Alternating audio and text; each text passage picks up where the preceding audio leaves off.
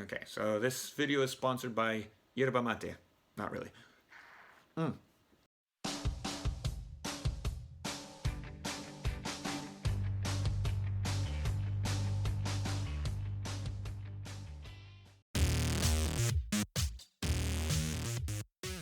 Hello everyone, I'm Fernando, and as you already know, Kanji is the writing form that is a bunch of symbols that represent something. But what does that exactly mean? Let's find out. So, as you probably already know, the kanji has a reading that you have to kind of remember, okay? You have to remember it because not always will the hiragana or the characters show.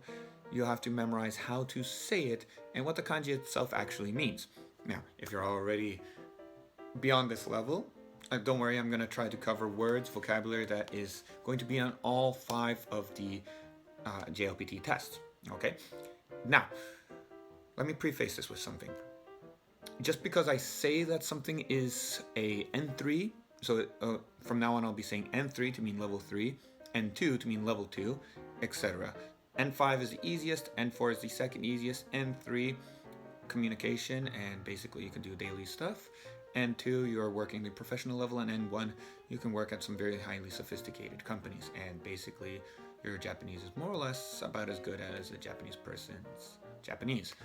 The only way to differentiate an N1 from an actual native Japanese person would be to put them in the same room together and wait until you see if there's a word that the other person doesn't know. Okay, at that point it becomes a game of chicken. Okay, so that being said, if I say something is an N1 word, it doesn't mean it will be on the test or on the exam. Okay, no guarantees. There is never a guarantee that a word is going to be on the exam. Also, obviously, if a word gets used in an earlier exam, like if it's used in the N5, it may also show up in an N3 or in an N4 or N1 as part of your reading.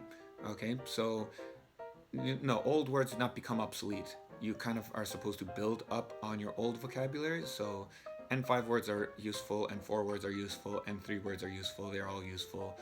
Don't forget them. Okay, so just that being said, there's no guarantee it will show up on your exam, but you should study it anyways. Okay, let's get into the kanji. So we'll start with the fire kanji. Okay, hi or ka. Okay, kayobi is Tuesday. All right, so as you already know, so Tuesday is fire day. Now, sometimes the fire kanji itself will show up in things that are related to fire, such as moeru. This is N3 vocabulary, moeru, or burn. When something burns up is moeru, okay? And so you would know that because there's also a fire on the side of that kanji. Likewise, yaki or yaku, N4 vocabulary, yaki. This is the one that is used for takoyaki and yakitori. Okay, this yaki or yaku kanji is to grill up or heat up something. Okay, and as I said, N4 vocabulary. Okay, so this is for your N4 exam. For the N3 category, kaji, fire thing. Okay, if you look at it closely, it's like fire thing, and that is the fire that you should be scared of. Okay, so they differentiate between a fire that you use as a bonfire and fire that is burning up a house, and this is the bad fire. Okay, kaji is the bad fire. A flame or a blaze, hono, hono, and that is also N3. That's a gigantic fire, right? Big flame. For the N2, surprisingly, kazan. Kazan is volcano.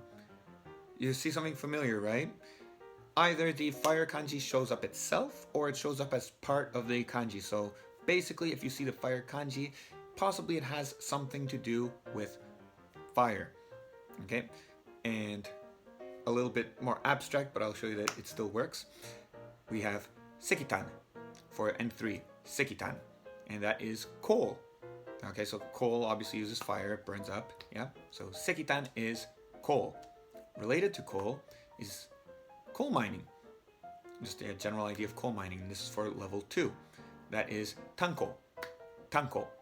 That's coal mining. Alright, so that's enough about fire. What about water? Water is a little bit unusual. And the reason it's unusual is because the kanji for water itself doesn't show up on a lot of other water-based words. Instead of that, we have 3 lines on the side. 1, 2, 3. Okay, and those 3 lines on the side are going to be a lot of water-related words. N2 vocabulary. Melt or thaw. Tokeru. Tokeru is melt. N5. Umi. And that's sea or ocean. N2 vocabulary.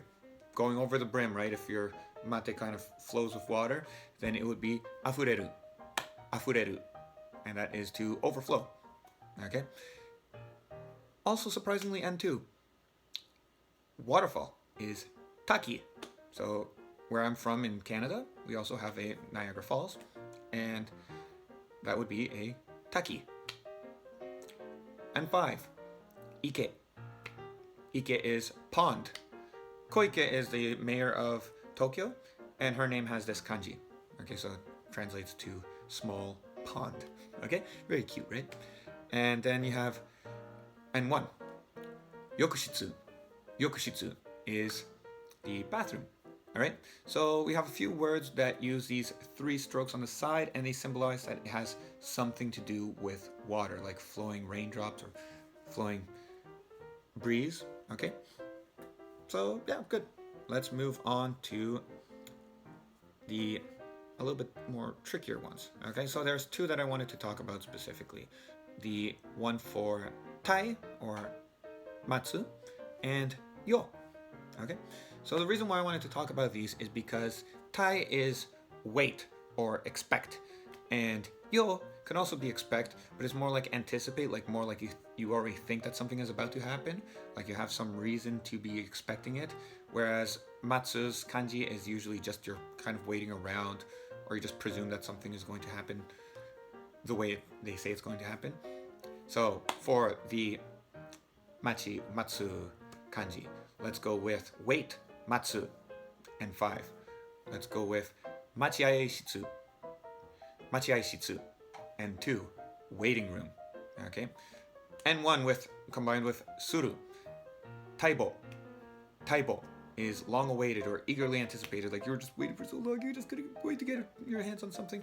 Okay, so that is taibo.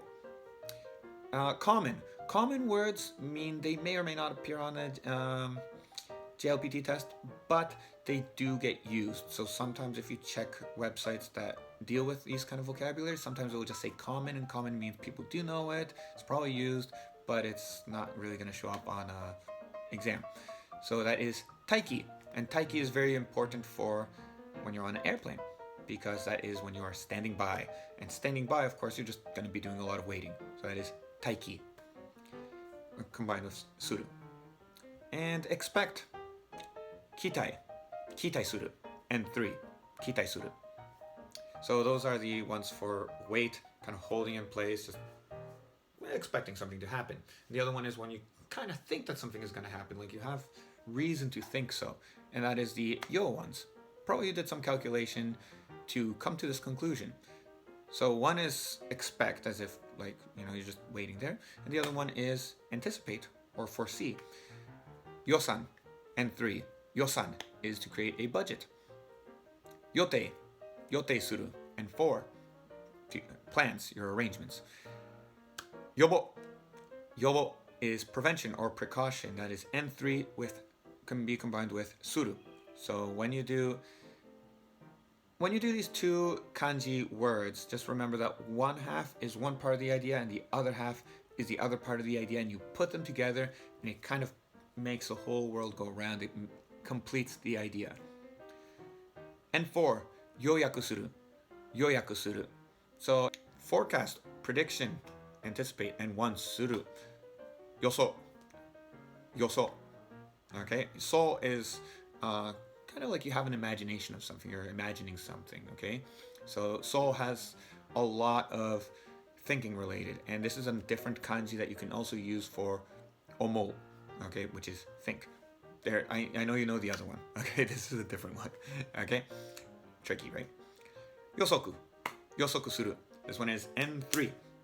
Yosoku suru, prediction or estimation. There is so many words that are predict or estimate. Then we have yoki. yoki, N3, yoki, N3 suru.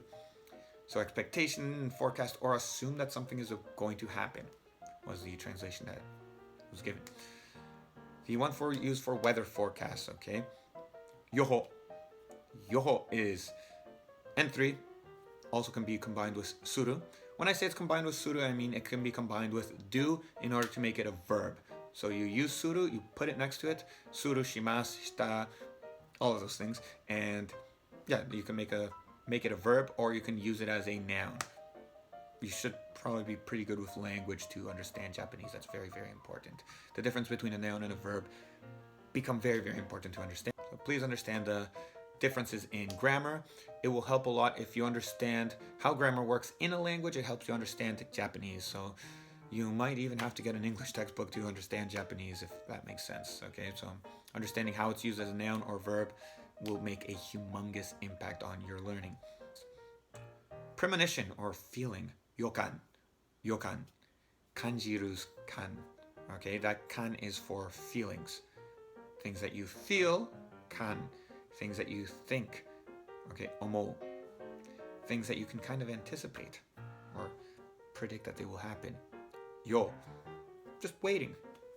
Tai or machi. So these concepts, you have to kind of understand them in order for it to make sense in your own head, right? However it is that you want to study, you have to kind of understand that the way that Japanese view you predicting something and you just kind of waiting for something to happen is a different kanji. One is tai and the other one is yo. And just try to make that separation in your own mind. And when we look at something like yokan, a premonition, right, that's part of your feelings and part of your expectation. So you put your feelings with your expectation, put them together. So I wanted to do more. We do have more kanjis like this to make your kanji learning experience a little bit easier. But I've already kind of dragged this video out quite a bit. So I will be doing more if this is something that interests you, and more on the different topics of Japanese. But this was just trying to help you with like a Japanese kanji's cheat sheet sort of thing, like trying to make you understand kanji a little bit easier. There is a relationship between the kanjis. There is a reason why certain kanji gets used and others don't. Not always, not perfectly, and there are of course tons of exceptions. Okay, and we will do more of this in the future. Also, grammar and expressions, phrases is also something I'm looking forward to doing. Thank you guys very much for watching. It has been a pleasure talking about these kanjis with you. It was a request that a lot of people made, so I'm glad to finally be able to deliver. My name is Fernando. This was great. Like, subscribe, comment, was it useful, was it not useful, so. And if so, I'm very sorry, okay? Yeah, share with your friends if you're all going to study together anyways. Don't hog information, okay? Information should be shared and spread. Yeah, so anyways, take care. Have a great rest of your weekend, day, or whatever time it is. Bye-bye.